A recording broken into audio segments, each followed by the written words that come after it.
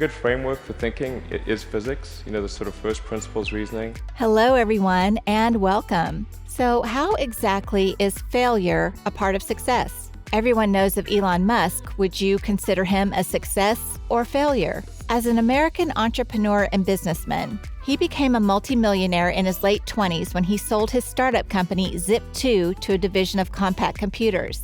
He founded X.com in 1999, which later became PayPal, then SpaceX in 2002, and Tesla Motors in 2003. Well, Tesla really faced a severe threat of death due to the Model 3 production ramp. Elon Musk actually forecast failure at the beginning of his bold and audacious ventures.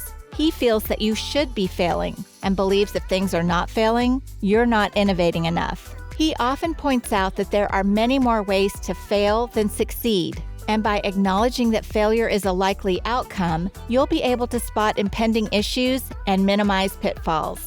In Silicon Valley, failure is not a big stigma. You can try hard and still fail. In fact, Silicon Valley is in love with the idea of failing forward. Each mistake you make should be a step forward and not a sign to give up. Musk has imbued this mindset into his teams, allowing them to make some of the most innovative hardware in the world. We want that same sense of quality and precision in the car itself. Elon Musk has said, "You want to wake up in the morning and think the future is going to be great." And that's what being a spacefaring civilization is all about. It's about believing in the future and thinking that the future will be better than the past. And I can't think of anything more exciting than going out there and being among the stars. Musk has revolutionized every industry he has touched. E-cash with PayPal, electric cars with Tesla, rocket technology with SpaceX, and energy services with SolarCity. He believes failure is necessary on the path of success. The website was up during the day, and I was coding at night. 7 days a week, all the time.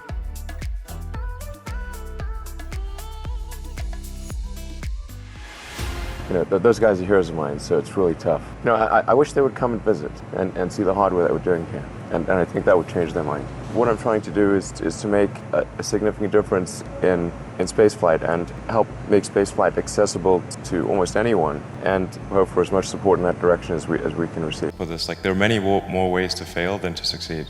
For a rocket, there's 1,000 ways a thing can fail and one way it can work. So you could have a lot of rocket failures to explore all the ways in which that failure is not a big stigma. So it's if you try hard and it doesn't work out, that's okay. You can learn from that and do another company, and it's quite painful and difficult, honestly. Space is hard, and rockets tend to fail, unfortunately. And even when you've got a lot of really smart people working super hard to minimize the probability of failure, it's still there, and it's quite significant. Everything has to work the first time. You can't do a recall, you can't patch it. It's 9 minutes to orbit or it's over.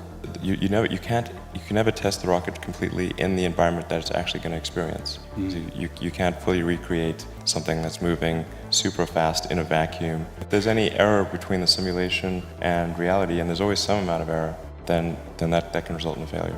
You want to embark on something, it's desirable to figure out if success is at least bracketed and say success is in the envelope of outcomes. Success on an academic level would have been quite likely because you can publish some useless paper. Most papers are pretty useless. How many PhD papers are actually used by someone ever?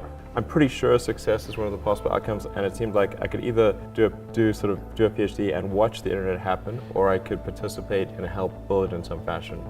I just couldn't stand the idea of watching it happen. What really matters is having a way. So I was wrong. I thought there wasn't enough will, but there actually was plenty of will if people thought there was a way. How hard is it really to make a rocket? In historically, all rockets have been expensive, so therefore, in the future, all rockets will be expensive. But actually, that's not true. If you say, what is a rocket made of? And say, okay, it's made of aluminum, titanium, some copper, carbon fiber, if you want to go that direction. And you can break it down and say, what is the raw material cost of all these components? And if you have them stacked on the floor and could wave a magic wand, then what would the cost of the rocket be? And I was like, wow, okay, it's really small. It's 2% of what a rocket costs. 2008 was brutal. 2008, we had the third consecutive failure of the Falcon 1 rocket for SpaceX. Tesla almost went bankrupt. We closed our financing round 6 p.m. Christmas Eve, 2008. It was the last hour of the last day that it was possible. We would have gone bankrupt 2 days after Christmas otherwise. And I got divorced. That was like rough, man. Like one of the most difficult choices I ever faced in life was in 2008. I think I had maybe $30 million left, or $30 or $40 million left in 2008. And I had two choices. I could put it all into one company, and then the other company would definitely die, or split it between the two companies. But if I split it between the two companies, then both might die. And when you put your blood, sweat, and tears into creating something, or building something, it's like a child. And so it's like, which one am I going to let one starve to death? I couldn't bring myself to do it, so I split the money between the two.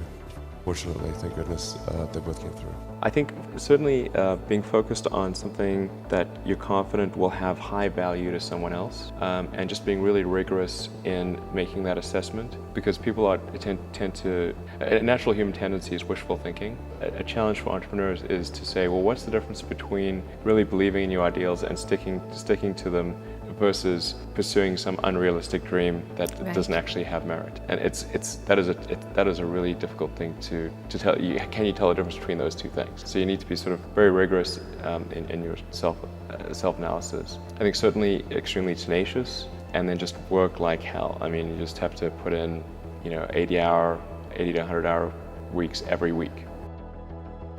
And if you live in Elon Musk's world of endless possibilities and believe in something with all your heart, just about anything is possible.